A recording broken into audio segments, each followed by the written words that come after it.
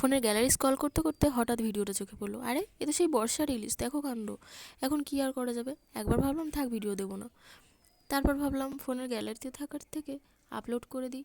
তো দেখো এখানে প্রথমে 700 গ্রাম মাছ ছিল, সেগুলোকে ভালো করে নুন হলুদ মাখিয়ে ভালো করে ভেজে নিলাম, মাথাগুলোকেও ভেজে নিলাম।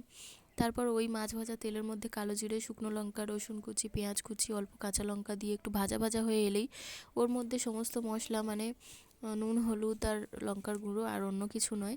তারপর কচু শাকটা ভাবানো ছিল সেটাকেও দিয়ে দিলাম। এরপর দেখো ওখানে আমি মাছের মাথাটাকে তুলেছি, ঠিক সেই মুহূর্তেই আমার ক্যামেরাটা অফ হয়ে যায়। আর কখন হয়েছে আমি সেটা বুঝতেও পারিনি। তো এখানে দেখো মাছের মাথাটা আমার তখন তরকারিতে দেওয়া হয়ে গেছে। তো ভালো করে শুকনো শুকনো করে জিনিসটাকে নামাতে হবে। দারুণ হয়েছিল, এইভাবে করে তোমরা খেয়ে দেখতে পারো, দারুণ হয়। তো টাটা।